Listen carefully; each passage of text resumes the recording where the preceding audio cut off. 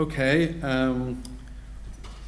I think that what I'm going to say will fit with some of the themes that are emerging, both connecting with and reinforcing, but I hope maybe also raising some questions, hence this notion of a cautionary set of reflections. Because what I want to suggest, based on thinking about a small NGO recently started, relatively recently started, mentoring scheme for care leavers in Cape Town, I think we need to think about the way in which evaluations, representing the impact of research, can certainly help establish and develop programs, but can also prove irrelevant and unhelpful.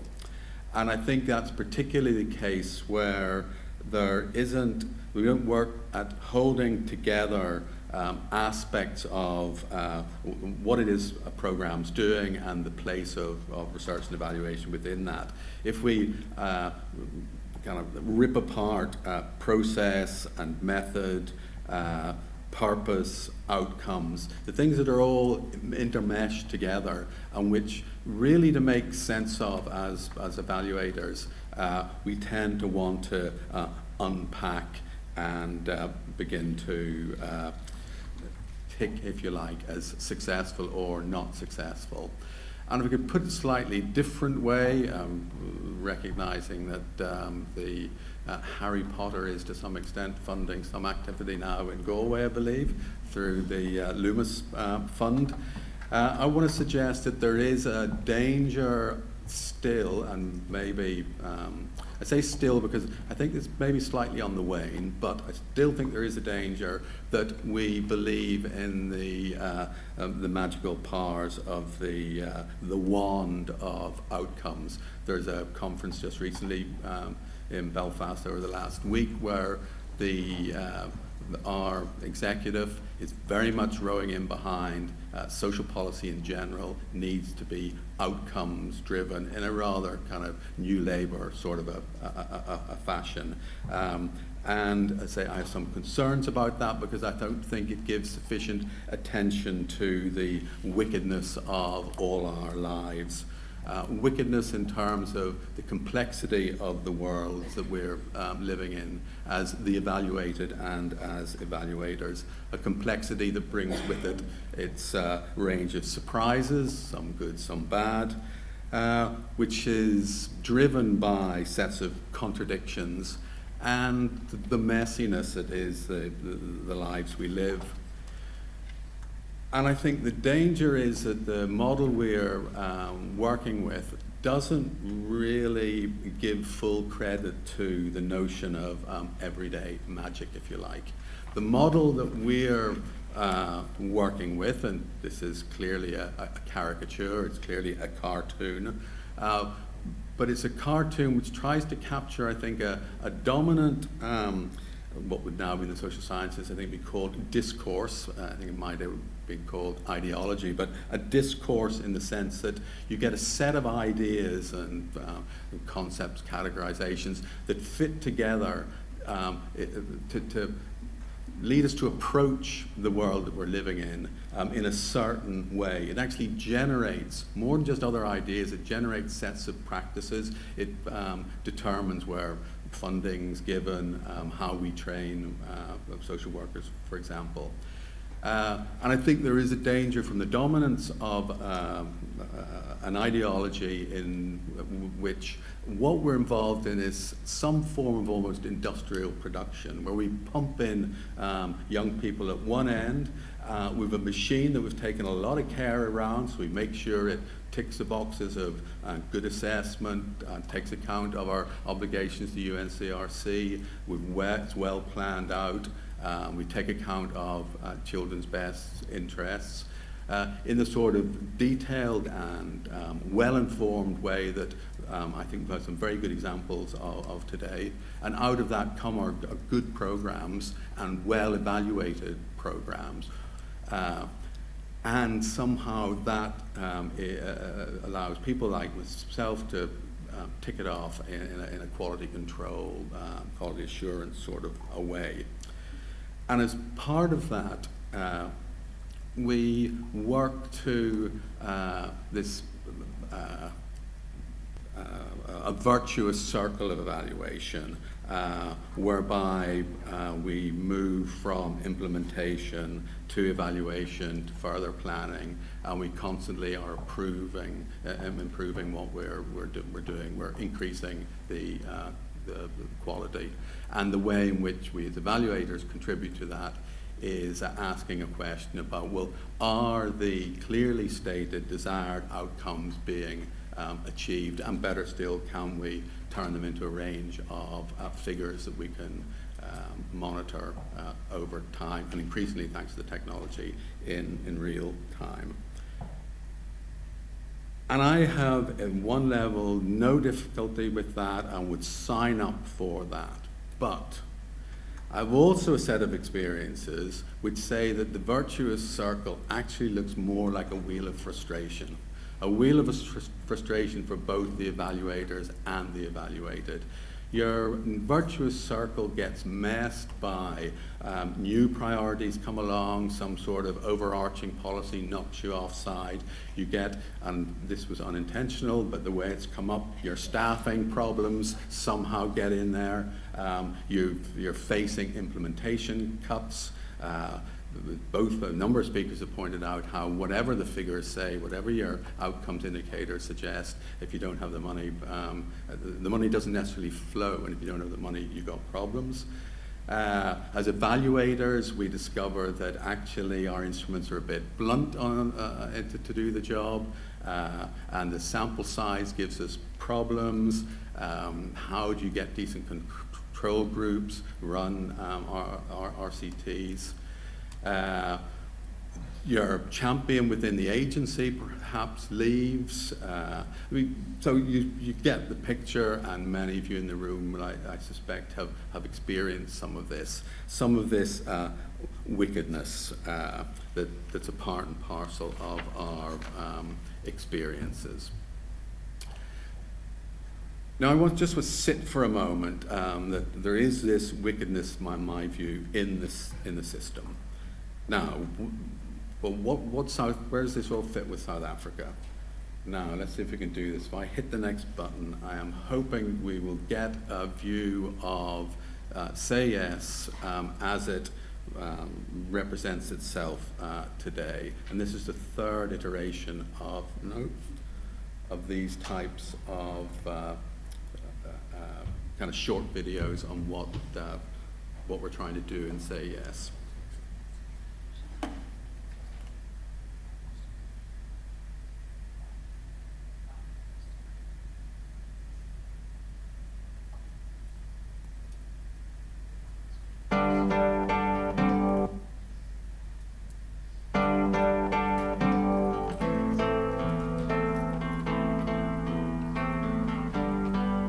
I first came to Cape Town in 2005 during my summer break from university, and I had an incredible experience. I was going up to Kailicha every day.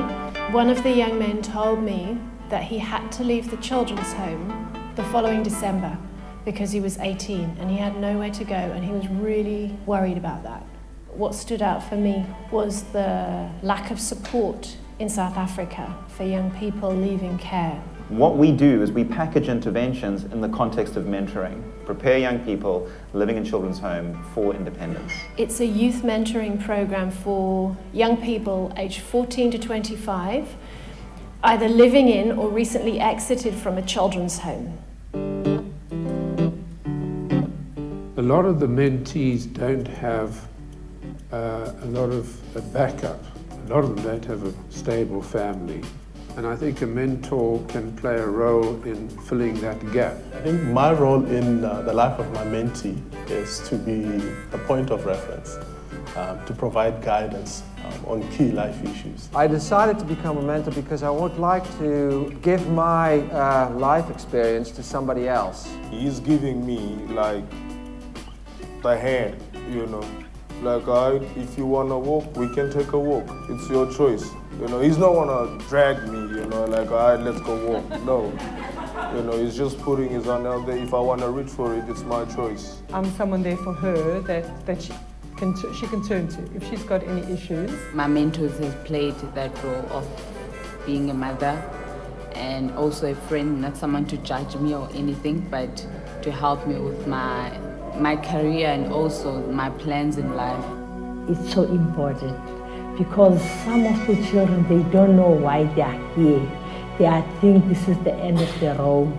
It's really important that the young women here have positive female role models, that the young men have positive male role models. The average age of the young people in our program is 16, though each year about 25% are turning 18 and above. We give priority to the older youth because typically they're the ones that are about to leave the children's home sooner. The experience was very tough in the beginning because she was a very inhibited young lady. She was very sad looking always. Having a friend next to you, having someone you can trust, someone who can share everything that goes through your mind, everything that is actually troubling you. It's like transparency, which means between the mentor and the mentee there is no secrets. It's a bit more daunting helping one person because you feel a lot of responsibility. It's like we're sharing like personal things, you know. Some things that you can't even talk to your friends about. South Africa is one of the most unequal places on earth. And that inequality isn't just due to wealth, it's also due to the networks of introduction, the opportunities that come through social capital. And what we've got is a situation where young people are in care and have very, very little access to introductions in all sorts of areas. Once we put them in touch with a mentor, suddenly those networks become available. And that's where we see this reduction in inequality by reducing the social inequality. If a young person joins our program and says, I want to be a pilot, I want to be a doctor, we encourage them with their mentors to go and explore that. He's very much into photography, and I thought it would be a very nice opportunity for him to see what's going on a film set. Because Zipa is passionate about acting, I thought it would be a good idea to see how productions are, put together. So I invited her to join me and Janice Honeyman at Artscape to sit in and watch one of her productions and ask her questions. Well, I think I've been very fortunate because he is a particularly outstanding person and we've always had a very good relationship. Oh, I have been blessed to meet Mr. Tony because he actually pushed me forward. And yeah, I think if I couldn't meet him in that time, yeah, my life couldn't be the same. It's very important for these guys to have somebody they can talk to learn to trust people again. Me, I see him as a father figure, you know. It's a bit arrogant to say that I want to try and help somebody else, but in a small way I can make a difference. We've experienced, some difficulties in our lives.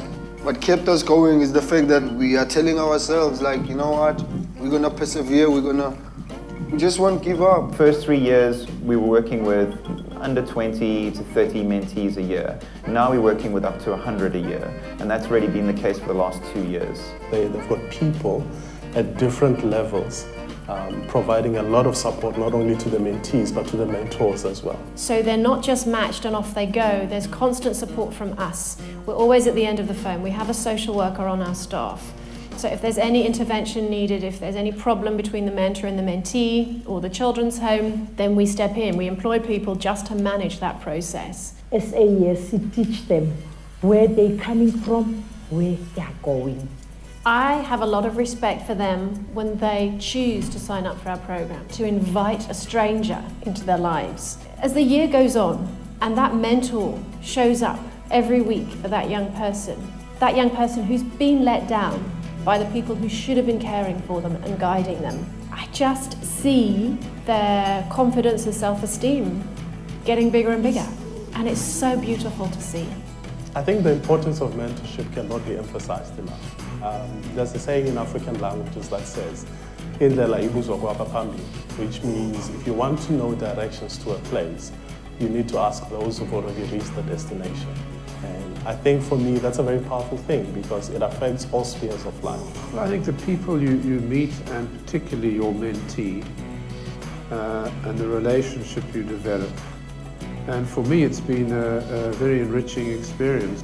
It does a lot of good to me to see how Patrick grows, how he's picking up things that we talk about, and how he's, well, in small things he's changing. And that to me gives a lot of energy to go on with this. Particularly in the South African context, when there are diverse views of people, of race, of gender, there's a whole range of diverse views, and if you can pull things together and two people can get on as two human beings, I think it makes a difference.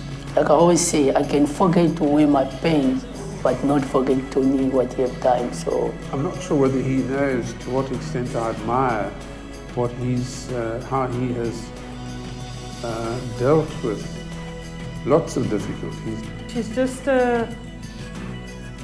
such a beautiful person herself, and I'm very, very, very proud of her for what she's done and how far she's gone, and she's going to go even further. I've said thank you so many times, and I don't know how I would basically say thank you when I don't know what way, but then I love you so much. To all the youngsters actually who went through what I went through, who think they're not important in life and who always think of ending up their life, is that there is always an opportunity, and opportunities always comes. One door closes and the other one opens. There is a word which they use, supercalifragilisticexpialidocious. So I can describe it in that way.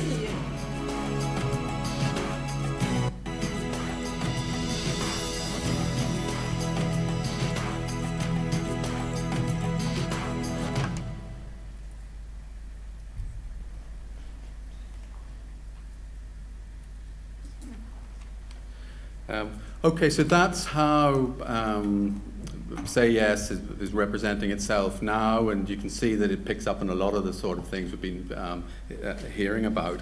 And it's quite a distance from the first conversation that Michelle had when she was out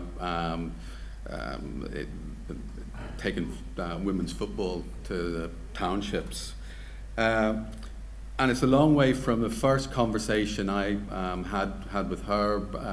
She knew I had an interest in South Africa, made contact, and knew I was interested in care leaving, and wanted to know, well, what sort of a program should there be. So I felt, well, yeah, I should be able to answer that sort of question. But actually, when I went to try to work out what was the most useful thing to be saying to her, the frustration of what you actually get from existing research was very apparent to me, that we have more or less the same messages being repeated by major meta-analysis of existing research. One of the messages is we lack rigorous evaluations. We tend to be heavily skewed towards American work. And so there's a kind of, I felt, well, so what am I bringing to this discussion except a kind of dampening down on an enthusiasm and belief that was something important to be done. I think there was something I was able to say about, well, what's important, I think, is that you just don't build another building, because there was a feeling that get kids off the street, that's really what needed to be done, build another building, and there's a need for other buildings. But that was not what seemed to me what Michelle was able and willing and wanting to bring to this. And so in that context, the mentoring idea came up. So looking then at the mentoring, what we're able to say about that, well, we were able to make some of the points that have been really usefully, heavily stressed already today, and I think you can see they've been taken to heart and being implemented around selection of mentors, quality of interpersonal relationships, including with the caregivers. Not the family is a real issue at the moment, but in terms of caregivers back in the residential units, I think that's we recognise. The importance of synchronising with cultural expectations, and you can see it's complex. It won't have passed you by how many white mentors and how many black mentees. Early on, one of the young men was saying to me, you know what you really want for a mentor? You want a middle-aged, middle-class white woman. Then you're well set up. And there's an absolute accurate assessment of if you want good social capital, and somebody who has the time to work that social capital on your behalf, that's a pretty good assessment in contemporary Cape Town. And it's one of the things that brought us to recognise that alongside resilience, social capital is the other bit of this kind of equation. There was also an issue about supportive policy environment, which frankly isn't really there. The difficulties, the huge challenges of South Africa are such that whilst there's some very, very progressive policy, whether that constitutes a policy environment is a much bigger question.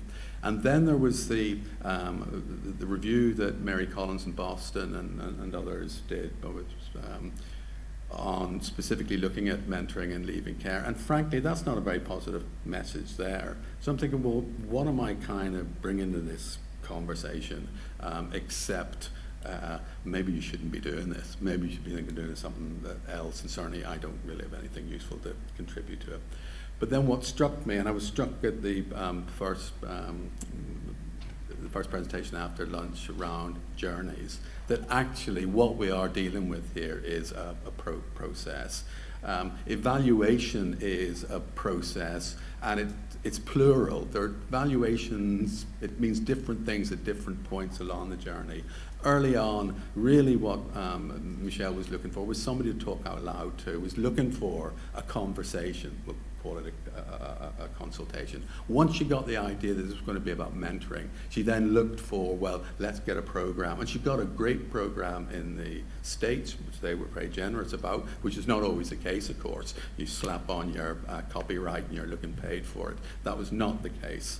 And on balance, what I think that really did for her, though, was kind of inspire her. You know, not only can we do this stuff, but we can do it and prove that it works. Again, point that's been made. But of course, you couldn't just bring that from the States and put it into Cape Town. So she was doing it her own way on a shoestring, the most bizarre business model, certainly in my experience of how she funds it. But what she did was she builds relationships very effectively, finds what she needs.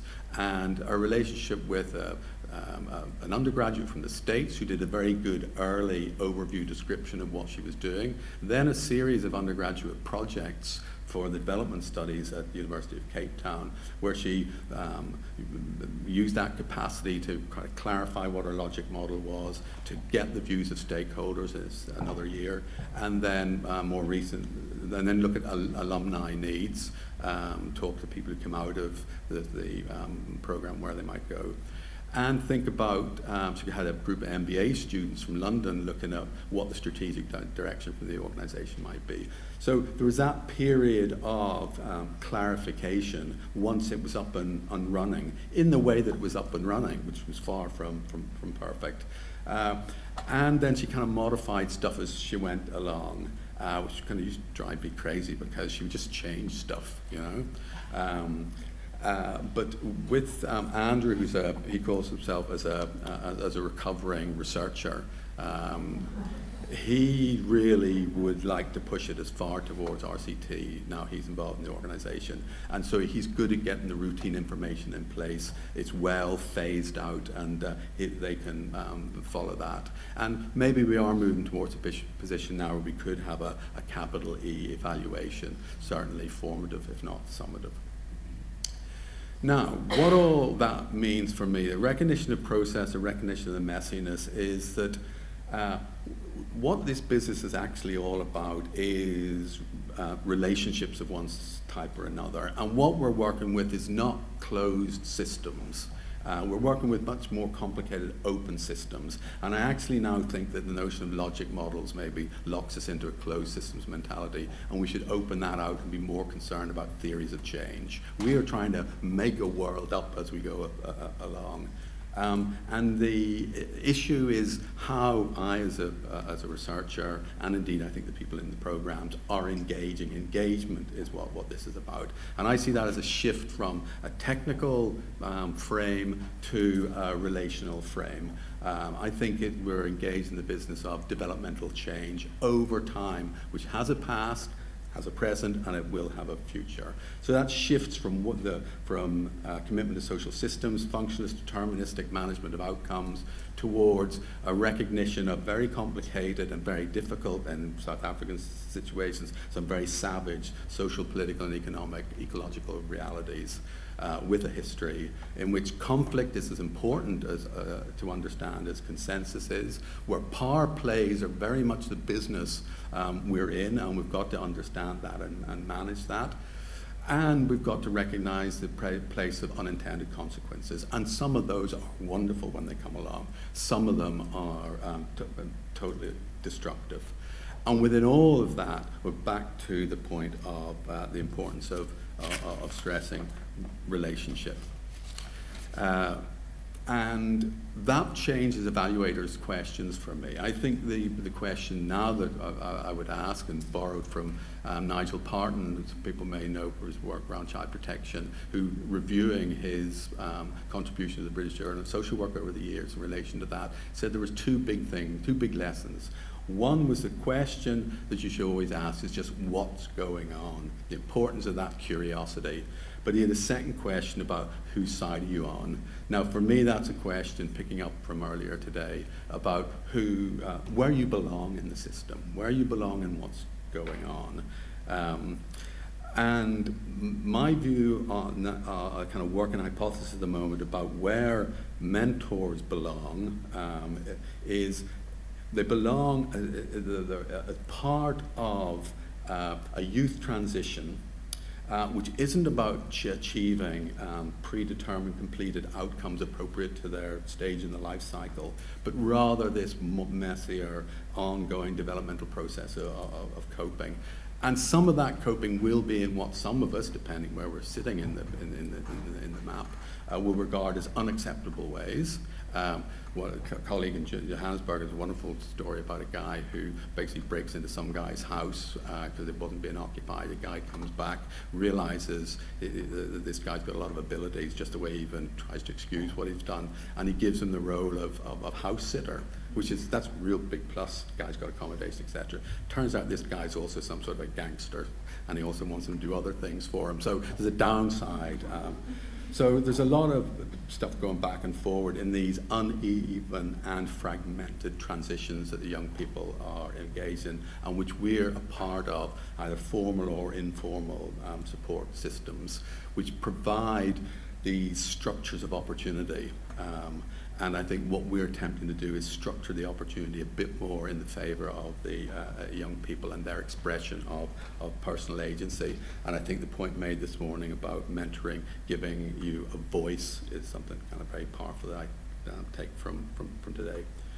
So what all that adds up to, I suppose, for my view at the moment, is that I think we need to take a rather more relaxed view of evaluations, and I appreciate this maybe because I'm just moving into staggered retirement at the moment.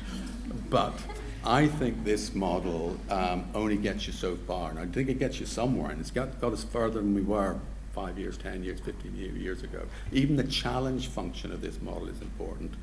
But actually, I think this is a closer model where somebody comes and digs up what you've been attempting to grow in your allotment, sticks it in their wheelbarrow, has a wee look at it, tells you what she thinks of it, discusses, well, do you really want your carrots to look like this, and what's that about? Is it to do with the nature of the ground, or is it to do with your idleness not putting it in time?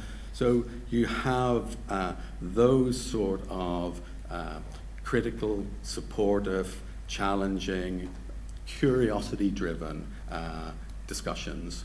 And for me, I think we should be comfortable enough with where we've got to now to maybe move a bit, I'm going to say back, but that's not right, move in this sort of direction. So, thanks very much.